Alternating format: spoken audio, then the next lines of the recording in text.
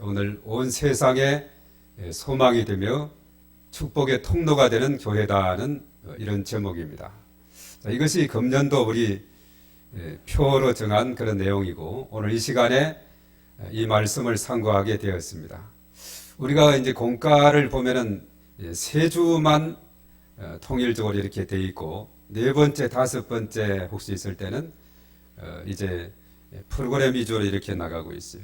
그래서 작년부에서는 이번 주가 이제 창세기 1장, 그리고 다음 주는 3장, 그러니까 천지 창조와 인간의 타락, 이런 부분에 대해서 언급했는데, 오늘 이 내용에도 좀 있겠고, 또 다음 주는 그 두 가지를 잘 엮어서 또 말씀을 상고하고자 합니다. 자, 오늘은 온 세상의 소망이 되며 축복의 통로가 되는 교회다는 이런 제목입니다. 벌써 우리가 2021년도 새해를 접하고 네 번째 주일이 되어 있어요. 참 세월이 빨리 가고 있습니다. 지난해 1월 20일에 코로나19 확진자가 처음 나온 이래 1년이 지난 가운데 여전히 지금도 진행 상태에 있습니다. 암울한 상황이 계속되고 있는 가운데 그동안 교회는 몇 차례 이 코로나19가 유행하는 그런 단계 속에서 몇 차례 이렇게 지탄을 받아왔어요.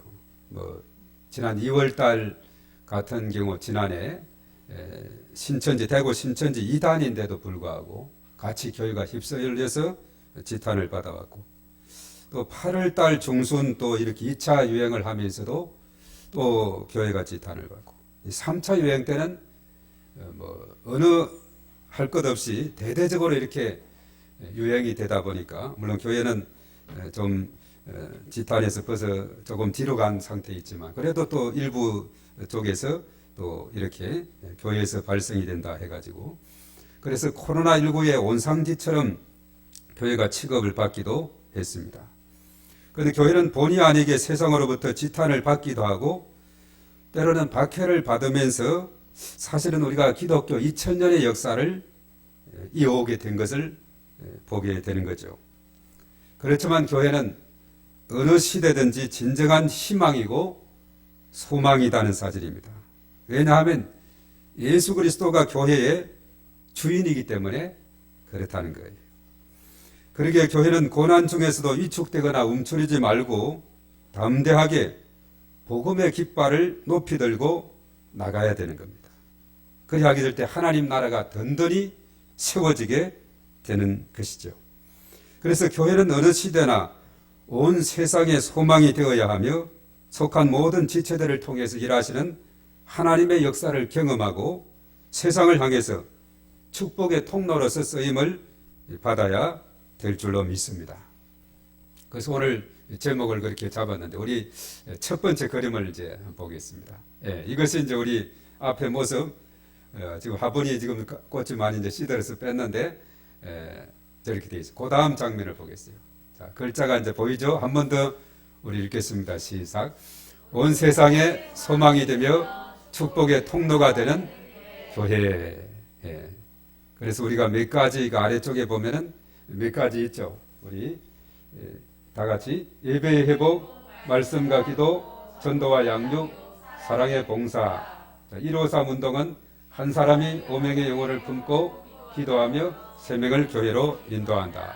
최하단은 오늘 암송 구절, 시대 곧 길이요 진리요 생명이니 나로 말미암지 않고는 아버지께로 올 자가 없느니라. 요한복음 14장 6절, 오늘 암송 구절이 되고 있습니다.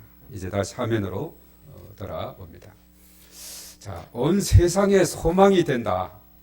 그리고 우리는 축복의 통로로 쓰임을 받는다.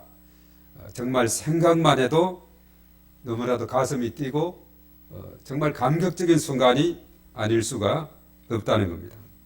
그래서 오늘 이러한 비전을 품고, 금년 하나도 이런 비전을 품고 우리가 나아갈 때 하나님께서 우리에게 예비해 주신 그 놀라운 복이 우리 각자의 삶 가운데, 가정 가운데, 일터 가운데 충만하게 임하게 될 줄로 믿습니다.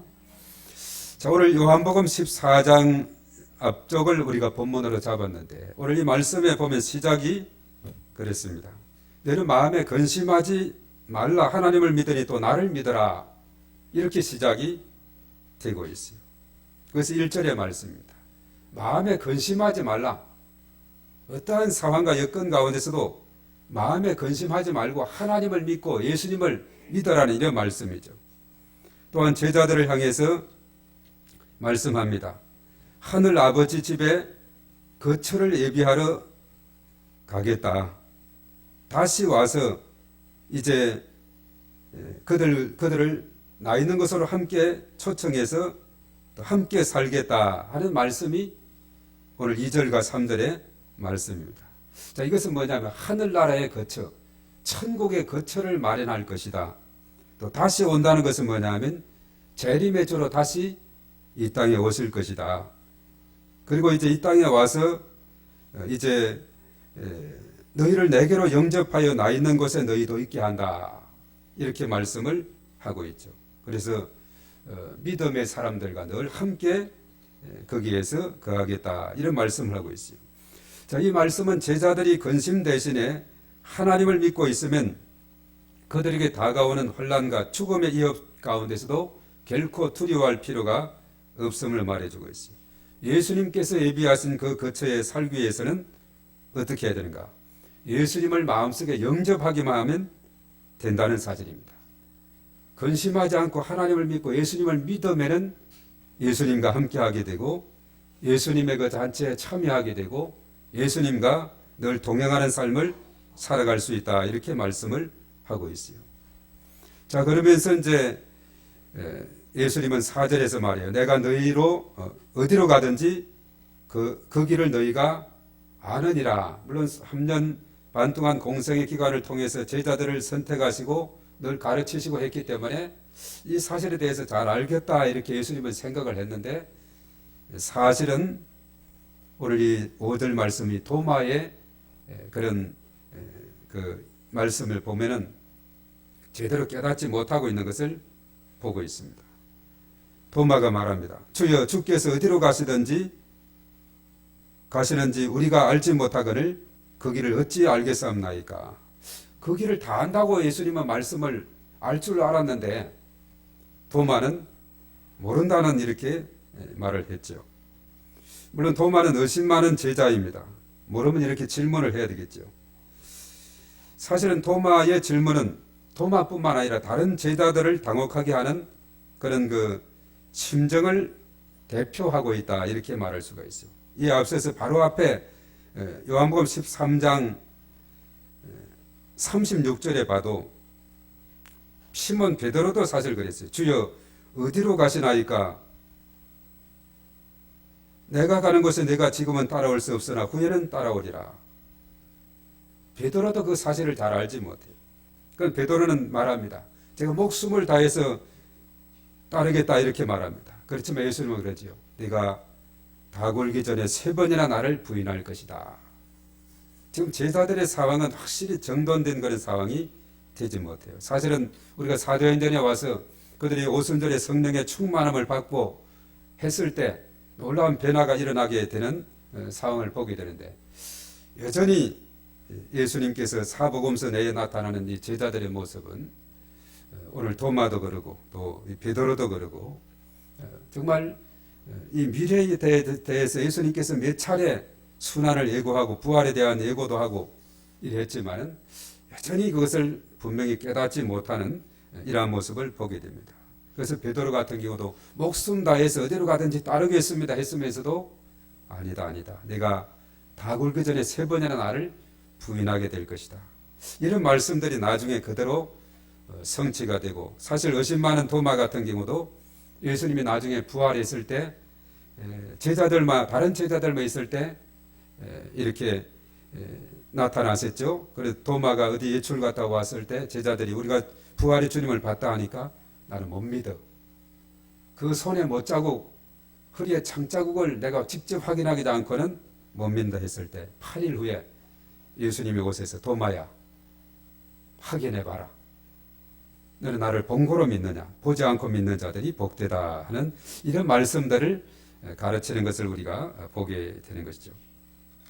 제자들이 이러한 심정은 사실은 예수님이 죽으시고 부활할 때까지 성령이 강림하실 때까지 계속 이렇게 이어지는 그런 모습을 우리가 보게 되는 겁니다. 오늘 도마 어디로 가시는지 우리가 알지 못하거늘 그 길을 어찌 알겠사옵나이까 이렇게 5절에 했을 때 그 다음에 이제 예수님께서 오늘 암송구절이기도 하고 오늘 6절의 말씀 유명한 말씀을 하게 되었습니다. 예수께서 이르시되 내가 곧 길이요 진리요 생명이니 그리고 나로 말미암지 않고는 아버지께로 올 자가 없느니라. 예. 예수님이 길과 진리와 생명 되는 것과 그리고 그 후반절에 있는 나로 말미암지 않고는 아버지께로 올 자가 없다. 이 말씀을 우리가 잘 염두를 해둬야 됩니다. 또 한번 우리 그림을 보도록 하겠습니다. 예. 자, 여기에 보면 이제 하나님께서 자기 계시 방법으로 예수님이 누구신지를 이렇게 밝히는데 요한복음에 보면은 나는 누구다. 오늘 나는 길이다, 진리다, 생명이다. 이런 식으로 나는 누구다. 이것을 이제 헬라 말로는 에고 에이미. 우리 한번 다 같이 시작. 에고 에이미. 이것이 나는 누구이다 하는 그런 뜻을 지녔는데 자, 여기 7가지가 나오고 있는데 우리 다 같이 한번 읽어봅니다. 시작. 나는 생명의 떡이다. 나는 세상의 빛이다. 나는 양의 문이다. 나는 선한 목자다. 나는 부활이요 생명이다. 나는 길이요 진리요 생명이다. 나는 참 포도나무다. 예. 우리가 7가지 에고 에이미가 나오는데 나는 누구다 이렇게 나오는데 우리가 일반적으로 요한 복음에 보면은 7대 표적이 나온다 그랬죠. 7대 표적. 사실 7대 표적하고도 에고 에이미 이것은 또 연관성이 있는 것을 보게 됩니다. 자, 떡 이야기 하게 되면 우리가 7대 표적 중에 뭐가 생각이 나죠? 네, 오병이어 생각이 나지 않습니까? 또 나는 세상의 빛이다 했을 때 또 생각나는 게 뭐가 있어요? 9장에 나오는 남에서 소경된 자 치유 깜깜한 소경된 자를 눈뜨게 하니까 얼마나 밝은 세상을 보게 되었어요. 또 사실은 나는 부활이요 생명이다 하는 이런 부분 같은 경우는 우리가 11장에 죽은 나사로를 살리시고 그러면서 이제 부활이요 생명이다. 그리고 사실은 이제 7대 플러스 1을 더한다면 바로 예수님의 부활도 표적으로 보는 겁니다. 왜냐하면 십자가 죽었다가 살아난 거기 때문에 그것도 표적으로 보는데 바로 예수님의 부활 그리고 나는 부활이요 생명이다. 그리고 이제 그 생명에 대한 것은 나는 길이요 진리요 생명이다. 이런 것이 오늘 이 요절 말씀도 그렇죠. 또 나는 참 포도나무다 하는 이런 표현도 있는데 우리가 7대 표적 중에 이제 포도나무하고 연관이 되어 있는 것이 있어요. 뭐죠? 2장에 나오는 첫 번째 첫 번째 표적이 뭐죠? 물이 변해서 포도주가 된 이런 내용들 그런 내용들이 나오고 있는 것을 우리가 보게 됩니다. 그 다음 그림 하나만 넘겨보겠어요. 자, 여기에 보면 이제 조금 희미하기도 합니다만은 7대 표적하고 에고 에이미 나는 누구다 하는 것이 다 연결되어 있죠. 가장 우리가 저걸 뭐라 할까요? 보라색 안에 있는 글씨는 2장에서 보면 물이 포도주로 바뀌고 왕의 신하의 아들이 치유를 받고 또 38년 된 5장에 가서는 38년 된 병자가 고침받아요. 누가 이 38년 된 병자 이것은 이스라엘 백성들이 민수기에 보면 38년 동안 광야에서 방황했던 그거하고도 같이 또 해석하는 분들이 있더라고요. 38년 왜 하필이면 38년 된 병자냐 그 치유되는 사건이 나오고 그것은 5장이고 6장에 와서는 이제 오병이어가 나오고 무리를 걸으시는 내용이 나오고 그리고 이제 9장에서는 실로암에서 소경치유 11장에서 죽은 나사로를 살리시는 이런 내용들 그리고 이제 에고 에이미가 이제 거기에 나는 생명이다 세상의 빛이다 양의 문이다 선한 목자다 나는 부활이요 생명이다 길이요 진리요 생명이다 나는 참 포도나무다 이게 다 연결이 되어 있어요. 요한복음은 우리가 시간적으로 잘 정리가 되어 있는데 아래쪽에 하단에 보면 2장부터 보면은 좀 희미하기도 합니다만은 2장부터 보면 6월절이 나오고 그 다음에 쭉 보면은 또 언제 6월절이 나오느냐 6장인가에 보면은 6월절이 나오고 저 뒤에 11장 이후에 또 6월절이 나오고 있죠. 해마다 한 번씩 가는 6월절이 첫 번째, 두 번째, 세 번째 나오니까 예수님의 공생애가 3년 그리고 앞뒤 조금 좌우를 이렇게 더 여유를 둔다면은 한 3년 반 정도가 예수님의 사역의 기간이다. 이렇게 이제 보는 중요한 자료가 요한복음이다는 사실입니다. 이제 화면으로 다시 돌아오겠습니다.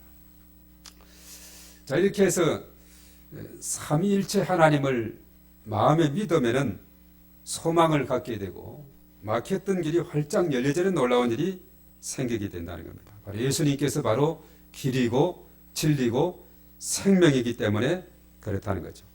그리고 이제 6절 하반절에 그랬죠. 나로 말미암지 않고는 아버지께로 올 자가 없느니라 이렇게 말씀했는데 이 많은 사람들 종교다원주의자들 산 정상을 봐라. 거기에 올라가는 길이 여러 가지 있지 않느냐. 급경사가 있고 만만한 길이 있고 헬기로도 가게 되고 많은 길이 있지 않느냐. 그 정상에 오르는 길은 다양한 방법이 있다 해가지고 구원의 길도 여러 가지로 제시하고 있는데 사실은 예수 그리스도 나로 말미암지 않고는 아버지께로 이를 자가 없다 했어요. 하나님께 나아가는 길은 오직 예수 그리스도밖에 없다는 사실. 이것은 기독교가 독선적이라고 비난을 받는다 할지라도 이것은 틀림없는 진리이기 때문에 그렇습니다. 내가 곧 길이요 진리요 생명이니 나로 말미암지 않고는 아버지께로 올 자가 없다 그렇게 말했어요. 우리가 요즘 이제 사도행전을 계속 묵상해 나가는데 사도행전 4장 12절의 말씀에 천하 인간에 다른 이름을 준 일이 없다. 오직 예수 그리스도만이 구원의 길이다. 그리고 사실은 디도서 2장 5절의 말씀에도 디모데전서 2장 5절의 말씀에도 그랬습니다. 거기에도 보면은 주도 하나이고 또 중보자도 하나님과 사람 사이 중보자도 한 분 예수 그리스도시다. 그리고 베드로전서 1장 21절의 말씀에도 예수 그리스도로 말미암아 하나님을 우리가 만날 수가 있다는 것을 우리에게 깨우쳐 주고 있다는 사실입니다. 그래서 길은 많은 것 같지만은 물론 산 정상에 올라가는 길은 여러 가지 있지만은 구원의 길하고는 그것을 같이 봐서는 안 되는 거예요. 하나님 아버지를 만나는 길은 나로 말미암지 않고는 도저히 길이 없다. 오직 예수 그리스도다 이렇게 말하고 있어요. 예수님이야말로 아버지께로 이르는 유일한 길입니다. 왜냐하면 그분만이 유일하게 하나님으로부터 오신 분이기 때문에 그렇다는 것을 말해주고 있어요. 그래서 사실 초대교회는 예수가 그리스도인 것을 가르치기와 전도하기를 쉬지 아니했다라고 사도행전 5장 42절에 그렇게 말씀을 하고 있습니다. 저희가 날마다 성전에 있든지 집에 있든지 예수가 그리스도인 것을 가르치기와 전도하기를 쉬지 아니했다 그렇게 말하고 있죠. 그래서 오늘 이 시간은 이 말씀을 통해서 세 가지를 우리가 간략하게 상고하면서 은혜를 나누고자 하는데요. 첫 번째 생각할 것은 뭐냐? 따라하겠습니다. 예수님은 이 땅의 모든 사람의 소망입니다. 예수님은 이 땅의 모든 사람의 소망일 수밖에 없는데 예수가 그리스도라는 사실을 올바르게 깨닫게 될 때 우리의 가치관은 달라지고 우리의 믿음은 업그레이드 되고 어두운 세상이 빛으로 바뀌게 되고 흑암 중의 백성이 빛 가운데로 나오고 예수 그리스도가 세상의 소망 이 사실을 우리가 분명히 믿게 될 때 이런 놀라운 은혜와 축복을 경험하게 될 줄로 믿습니다. 그래서 우리가 예수님이 모든 사람의 소망이다. 이 사실을 잘 깨닫는 사람이 복이 있는 거예요. 아무리 이 주변에 많은 사람이 있다 할지라도 이 사실을 깨닫지 못하면 이 깊은 소망을 깨닫지 못하는 것이고 이 은혜의 자리로 올 수가 없게 되는 거죠. 우리가 성경에 보면 창세기 3장 15절에 예수님은 여자의 후손으로 이 땅에 오실 것을 예언했는데 때가 되어서 마태복음 1장에 동정녀 탄생을 이 땅에 오시게 되었죠. 그래서 구약의 예수님에 대해서 수없이 많이 예언을 했고 이제 때가 되어서 이 땅에 오셨습니다. 그리고 하나님의 구원 계획에 의해서 하나님의 시간표에 따라서 대속의 과업을 수행을 하시게 되는 것을 보게 되는데, 그래서 요한복음 아까도 언급했습니다마는 시간적으로 잘 이것을 묘사하고 있습니다. 그 다음 그림을 한번 보겠어요. 그 앞에 앞으로 자, 이것을 커트를 하나 더 눌러보세요. 자, 누릅니까? 그래서 때가 아직 이르지 않았다라고 이렇게 나오고 있죠. 요한복음 1장에서 12장까지 나오고, 이것이 이제 때가 이르지 않았다는 것이 요한복음 2장 4절, 7장 30절, 8장 20절에 때가 이르지 않았다. 그 하나 더 누르겠습니다. 자, 영광을 받을 때가 가까이 왔다라고 이제 12장에 드디어 좀 이렇게 더 발전돼 가죠. 12장 23절에 그런 내용이 있어요. 때가 이제 가까이 왔다. 때가 이르지 않았다 했다가 때가 이제 가까이 왔다. 또 하나 더 누릅니다. 자, 때가 이르렀음. 13에서 21장까지 나오고, 특별히 17장 1절에 보면 이제 때가 이르렀다. 그래서 이제 히브리에서는, 히브리 사람들은 시간을 아주 세분하게 구분합니다.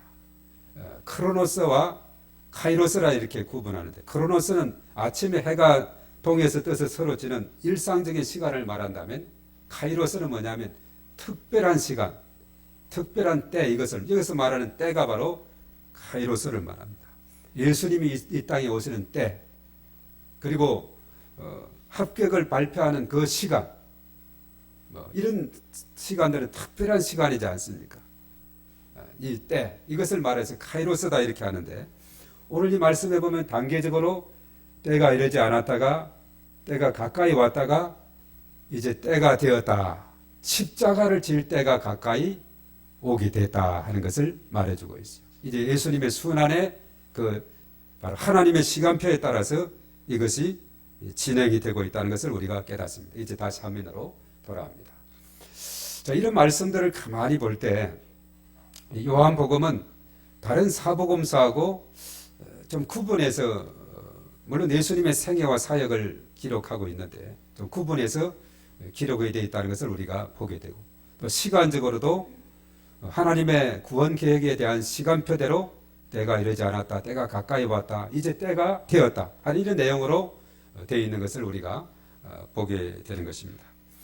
그래서 우리가 예수 그리스도, 이것을 잘 우리가 이해를 해야 되는데, 예수는 이름이라 그랬어요. 그리스도는 직분이라 그랬고, 그래서 그 이름의 뜻도 우리가 성경에 보면 마태복음 1장 21절에 예수라는 이름은 자기 백성을 그들의 죄에서 구원할 자, 이런 뜻이 있다 그랬죠. 그 예수의 이름이 참 좋은 이름이에요. 자기 백성을 그들의 죄에서 구원할 자라는 것은 뜻을 지녔다 했고, 그리스도는 직분이라 했는데 헬라 말이죠. 히브리 말로는 메시아.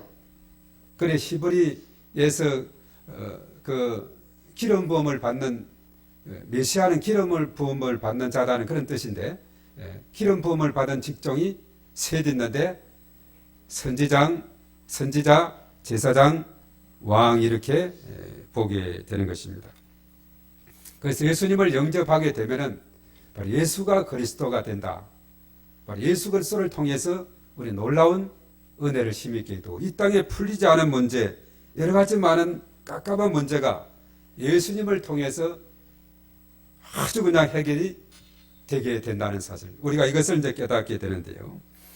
우리가 이제 성경을 보면은 사실 이번 주하고 다음 주 창세기 1장, 2장, 3장을 쭉 보게 되면 천지 창조와 인간 창조, 인간의 타락까지 그 내용이 쭉 나오게 있는데, 물론 거기에서도 해답까지도 이제 암시를 하고 있는 것이 창세기 3장 15절, 여자의 후손으로 오실 예수님이 뱀의 머리를 상하게 할 것이다. 뱀은 그 발꿈치를 상하게 한다. 이렇게 말하고 있는데, 바로 이 땅에서의 삶은 바로 세상 임금되는 마귀와 예수님과의 영적 전투의 그런 싸움 가운데 있고, 우리 성도들은 그 중간에서 계속해서 있게 되는, 나중에 요한계시록 20장에 가서 이제 마귀들이 완전히 불못에 던져지기까지 창세기 3장에서부터 기나긴 이런 영적 전투의 상황에 우리는 살아가고 있다, 이렇게 보는 것입니다. 그래서 우리가 보면은 원래 인간은 어떤 인간이냐, 우리 또 그림을 또 하나 더 보겠습니다. 자, 원래 인간은 하나님과 인간이 함께 살도록 되어 있습니다. 우리 다 같이 읽어봅니다. 만물부터 시작. 만물 가운데 유일하게 인간만 하나님의 형상대로 창조되었습니다. 물고기가 물속에, 새는 공중에서, 나무는 땅속에 뿌리를 내리고 살아야 하듯 하나님의 형상대로 창조된 인간은 하나님과 함께 살아야 합니다. 예, 하나님과 함께 나란히 이렇게 살아야 거기에 행복이 있고 기쁨과 평안이 있는 겁니다. 기차는 철길에 있을 때 가장 안전하고 자유롭고, 그리고 배는 제 항로, 비행기도 마찬가지죠. 또 자동차도 찻길 위에 있어야지 낭떠러져 가면 안 되죠. 찻길 위에 정상으로 달릴 때 안전하듯이 사람은 하나님과 늘 함께 해야 됩니다. 그 다음 그림을 봅니다. 자, 그런데 인간의 범죄로 말미암아 어떤 일이 생겼느냐. 우리 네 줄 다 같이 시작. 그러나 인간은 사단에게 속아 불신앙하여 범죄하게 되었고 결국 하나님을 떠나게 되었습니다. 사탄은 하나님을 대적하고 고통과 저주를 가져다 주며 결국 인간을 멸망시킵니다. 이게 이제 창세기 3장 사건이다 하는데 그 앞에 두 줄을 보면은 인간은 사단에게 이제 속하게 됐다. 사단의 지배를 받게 됐고 불신앙이 바로 죄거든요. 불신앙, 구약시대는 불신앙이 죄인데 불신앙으로 선악과 열매를 먹게 된 것이 죄가 된 겁니다. 그래서 결과적으로 하나님을 떠나게 됐다. 그래서 하나님과 사람 사이가 어떻게 됐어요? 이제 떨어져서 도저히 건너갈 수 없는, 저것이 가까워 보여도 도저히 인간이 하나님께 나아갈 수 없는데 다 한결만 있다 그랬어요. 예, 도저히 인간이 하나님께 나아갈 수 없어요. 그가 권력이 높아도 아무리 큰 부자라도 명예가 있어도 그가 착한 일을 많이 하고 하여튼 뭐 여러 가지 많은 철학을 많이 쌓고 아무래도 인간이 하나님께 도달할 수 없는데 나로 말미암지 않고는 아버지께로 올 자가 없느니라. 그분이 누구죠? 예수 그리스도. 그 다음 그림을 또 넘기면, 자, 유일한 해결책이 그냥 해결책이 아니라 유일한 해결책이 바로 예수 그리스도. 두 줄 읽습니다. 시작. 누구든지 예수 그리스도를 믿음으로 진정으로 믿고 영접하면 구원을 얻을 수 있습니다. 예. 예수님을 영접하면 구원을 얻게 되는데, 자, 사람과 하나님 사이에 이제 단절되었던 그것을 예수님의 그 십자가로 다리를 놓게 되었다 하는 사실입니다. 그래서 믿음은 들음에서 나고 들음은 그리스도의 말씀으로 말미암고, 그건 이제 로마서의 말씀이죠. 마음으로 믿어 의에 이르고 입으로 시인해서 구원함에 이르고. 요한계시록 3장 20절엔 볼지어다 내가 문 밖에 서서 두드리노니 누구든지 내 음성을 듣고 문을 열면 내가 그에게로 들어가 그로 더불어 먹고 그로 나로 더불어 먹으리라. 요한복음 1장 12절에 영접하는 자 곧 그 이름을 믿는 자들에게는 하나님의 자녀가 되는 권세를 주셨으니. 바로 예수님은 어떤 분이냐. 로마서 5장 8절에 저기에 기록했는데 우리가 아직 죄인 되었을 때 그리스도께서 우리를 위하여 죽으심으로 하나님께서 우리에 대한 자기의 사랑을 확정하셨느니라 라고 했고, 바로 예수님의 세 가지 그리스도, 예수가 그리스도 직분 세 가지 좀 희미해서 잘 안 보이는데 선지자, 제사장, 왕 이렇게 세 가지죠. 이것이 바로 인생이 가지고 있는 하나님과 단절된 그 문제는 이제 선지자 되시는 예수님, 내가 곧 길이요 진리요 생명 되시는 예수님을 통해서 연결이 되고, 또 죄 문제는 제사장이 해결했죠. 로마서 8장 그리스도 예수 안에 있는 자들에게는 결코 정죄함이 없나니 이런 생명의 성령의 법이 죄와 사망의 법으로부터 너희를 해방하였다 이렇게 말했어요. 바로 제사장은 피 흘림이 없으면 제사함이 없다고 했고, 그래서 우리가 히브리서 9장 12절 22절 또 28절 말씀 보면 예수님이 단번에 십자가 지심으로 영원한 속죄를 이루었다. 구약에는 짐승의 피를 잡았지만 바로 제사장으로서 예수님.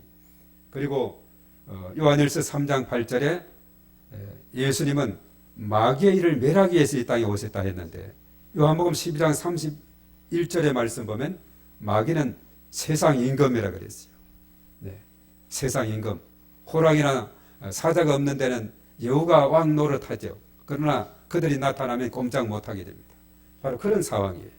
세상 임금 노릇을 하고 있고 공중것에 잡은 자로 살아가지만은 그러나 만왕의 왕 만주의 주 예수님, 우리가 사도행전 19장 17절이죠. 17장 14절인가? 예, 거기에 보면 만주의 주 만왕의 왕 예수님을 그렇게 말씀하고 있죠. 그 예수님은 세상 임금 마귀 사단을 완전히 멸하게 된다는 겁니다. 선지자 제사장 왕입니다. 자, 이 말씀이 우리를 완전히 인생 문제를 해결하는 그런 예수님이시다. 그 유일한 해결책은 바로 예수 그리스도시다 하는 것입니다. 그래서 누구든지 예수님의 이 피공로 십자가 공로 의지에서 우리가 하나님께로 나아가려고 하면 다른 방법은 없어요. 예수님을 영접하면 됩니다. 그 다음 하나 넘깁니다. 자, 다음에 기도를 진정으로 따라하시면은 이제 이 혜택을 누구나 받을 수가 있어요. 우리 다 같이 읽습니다. 시작. 하나님 아버지, 저는 죄인입니다. 저는 지금까지 내가 원하는 대로 하며 살아왔습니다. 그러나 지금 예수님이 나를 위해 십자가에 돌아가셔서 부활하신 그리스도라는 사실을 믿습니다. 내 마음의 문을 열고 예수님을 나의 구주로 영접합니다. 내 마음속에 오셔서 영원히 나를 인도해 주세요. 예수님의 이름으로 기도합니다. 아멘. 네. 이렇게 하게 되면 인생 문제 해답되시는 예수님께서 우리에게 놀라운 은혜를 부어주시게 되는 것이죠. 예. 예수님을 영접하는 것이 이것이 진정으로 우리가 사는 길이고 소망을 갖는 길이다 하는 겁니다. 그래서 누구든지 예수님을 이렇게 영접했으면 여러 가지 많은 축복들이 많이 있어요. 하나님의 자녀가 되고 성령님이 늘 우리 속에 내주하고 또 구하면 충만함을 주시고 인도해 주시고 기도의 응답과 예수 이름으로 사단을 결박할 수 있고 그리고 또 천사들이 때로는 우리를 도와주시게 되고 하늘의 시민권을 가지고 복음을 땅끝까지 전할 수 있는 특권을 가지게 되는 여러 가지 많은 축복 특권을 우리가 가지게 되는 것입니다. 예수님은 이 땅에 모든 사람의 소망이 되는 줄로 믿습니다. 이제 두 번째 따라하겠습니다. 두 번째입니다. 화면으로 돌아와서. 자, 이제 두 번째는 우리 다 같이 따라합니다. 교회는 온 세상의 소망입니다. 교회가 온 세상의 소망인 이유는 단 한 가지입니다. 바로 교회는 예수 그리스도를 주인으로 모신 공동체이기 때문에 그렇다는 것이죠. 예수님을 주인으로 모시는 공동체이기 때문에 바로 예수님이 온 세상 사람의 소망인 것과 같이 교회는 이 땅의 모든 세상의 소망이 되는 것이죠. 지난번에 우리가 그런 이야기 했죠. 탈무드 이야기에서 그런 이야기 했지 않습니까? 아주 큰 부자 아버지가 이제 죽을 날이 가까이 되고 저 예루살렘 시로 유학 보낸 아들 볼 가망이 없게 된 그런 상황에서 유서를 쓰고 그랬다 그랬죠. 이 모든 재산을 내가 이 노예에게 주마. 그리고 너는 한 가지만 선택할 특권만 있어. 뭐 이런 내용을 해가지고 유서를 썼는데 그래서 노예에게 내가 죽거들랑 아들에게 갖다 주어라. 아들이 펼쳐보니까 재산을 다 노예에게 준다는 말에 아주 크게 상심하고 있었는데 그런 아들에게는 한 가지만 선택할 수 있는 특권을 준다고 했길래 돈도 있고 밭도 있고 집도 있고 뭐 여러 가지 많은 재산이 있는데 한 가지 그런데 딱 지혜가 떠올랐다 그러죠. 한 가지만 선택하면은 모든 것이 내 것이 되는 길이 있어요. 그게 뭐죠? 노예를 하는 노예를 선택하니까 이것이 전 재산이 내 것이 되는 거예요. 바로 교회가 세상의 소망이 되는 이유는 교회가 예수 그리스도를 주인으로 모신 공동체이기 때문에 그런 줄로 믿습니다. 예수 그리스도만 굳게 붙잡으면은 모든 사람의 소망 되시는 예수님이 온 땅의 소망도 될 수가 있는 그래서 교회는 세상의 소망이 되고 있다는 사실입니다. 교회는 진리의 기둥과 터입니다. 교회는 구원의 방주입니다. 교회는 빛과 소금의 사명을 감당하는 곳입니다. 그리고 교회는 하나님 나라의 지점과 같다 그랬죠. 본점은 저 천국, 저 하늘 아래에 본점이 있다면 교회는 지점입니다. 그래서 사람으로 비유하면은 머리는 예수 그리스도고 몸은 교회고 손발 같은 지체는 우리 성도들이다. 그렇게 말하죠. 그래서 우리 몸과 우리 지체들은 누구의 지시를 따릅니까? 머리 되시는 예수 그리스도의 지시를 따라야 된다는 사실이죠. 그리하게 될 때 예수님의 지도를 받는 교회는 온 세상에 소망이 될 수밖에 없다는 사실이에요. 우리가 출애굽기 19장 5, 6절은 사실 출애굽기에서 가장 중요한 핵심 구절인데 그것은 온 세계, 온 세상은 창조자 하나님께 속했다라고 그렇게 말하고 있어요. 출애굽기 19장 5절 6절에 그럽니다. 세계가 다 내게 속하였나니 너희가 내 말을 잘 듣고 내 언약을 지키면 너희는 모든 민족 중에서 내 소유가 되겠고 너희가 내게 대하여 제사장 나라가 되며 거룩한 백성이 되리라. 너는 이 말을 이스라엘 자손에게 전할지니라. 그렇게 말했어요. 온 세계가 누구에게 속했다고요? 창조자 하나님께 속해 있는 거예요. 네. 다른 사람 믿든지 말든지 온 세계가 하나님께 속했다고 분명히 그렇게 말씀을 했어요. 천지를 창조하신 하나님이 역사의 주관자가 되시고 모든 것의 주인 될 수밖에 없는 거죠. 그래서 우리는 교회가 세상의 소망인 그 사실을 굳게 믿어야 됩니다. 자, 그렇다면 그 지체들은 우리는 어떻게 해야 되는가? 우리 따라하겠습니다. 우리는 축복의 통로가 되어야 합니다. 교회 공동체를 이루는 우리 모든 지체들은 예수님의 정신으로 살아가면서 세상과 교회, 세상과 하나님을 연결하는 통로 역할을 감당해야 됩니다. 연결 작업이 참 중요하죠. 사람과 사람 사이에 단절되어 있을 때, 하나님과 사람 사이에 단절이 있을 때도 그렇죠. 하나님과 사람, 사람과 사람, 사람과 자연 단절되어 있을 때 예수님이 바로 연결 역할을 합니다. 다리 역할을 한 것이죠. 이 다리라 하는 것은 큰 강이 앞에 흐르고 있을 때 이쪽에서 저쪽에 건너갈 때 다리가 없으면 건너갈 수 없어요. 다리가 참 필요합니다. 또 바다가 영종도 가려면 바다가 앞에 놓여 있는데 다리를 놓으니까 차로도 갈 수가 있게 되는 거죠. 또 다른 나라로 가는 것도 마찬가지입니다. 비행기가 때로는 배가 이것이 다 통로 역할을 감당해서 목표점까지 출발점에서 가게 되는 거죠. 이제 교회가 죄악으로 가득한 세상을 복음으로 연결해서 하나님과 함께 하도록 해야 된다는 겁니다. 자, 그러기 위해서 지체된 우리들이 가장 힘써야 될 것이 뭐냐? 요즘 초대교회 사도들의 가르침을 보면은 이 사도들이 가장 중요하게 생각하는 것이 뭐냐? 기도와 말씀이라고 그랬어요.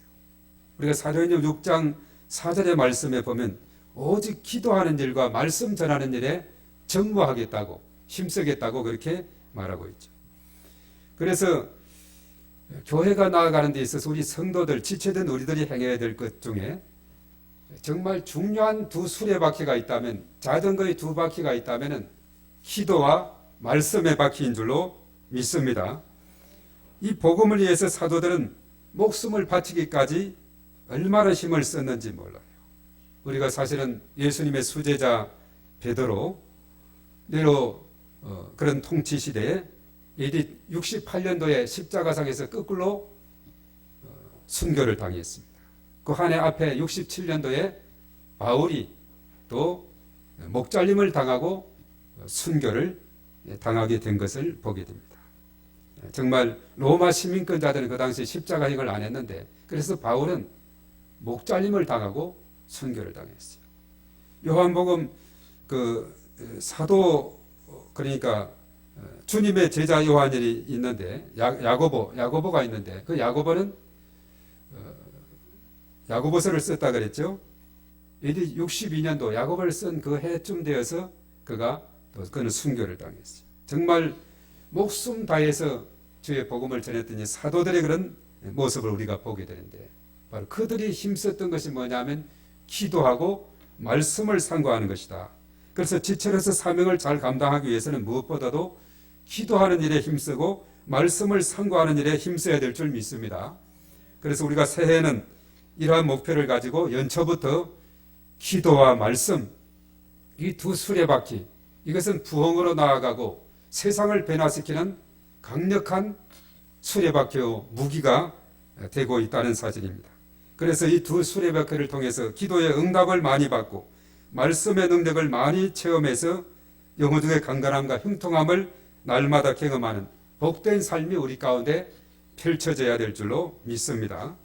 그래서 몸된 교회가 세상의 소망이 되고 우리 각자는 축복의 통로가 되어서 교회가 구원의 방주, 응답의 장소, 말씀이 점점 왕성하여 제자의 수가 많아지고 더 심히 많아지는 놀라운 부흥, 그리고 놀라운 역사가 일어나는 이런 놀라운 일이 일어나게 될 줄로 믿습니다. 이 일을 지체로서 사명을 묵묵히 감당할 때 하나님께서 크게 기뻐해 주시고 그리고 축복해 주실 줄로 믿습니다. 이런 복된 역사가 기록되는 금년 축복의 한 해가 저와 우리 모두에게 넘치게 되기를 바라겠습니다. 우리 말씀을 상고하면서 우리 다 같이 기도하겠습니다. 우리 주의하고 다 같이 기도합니다.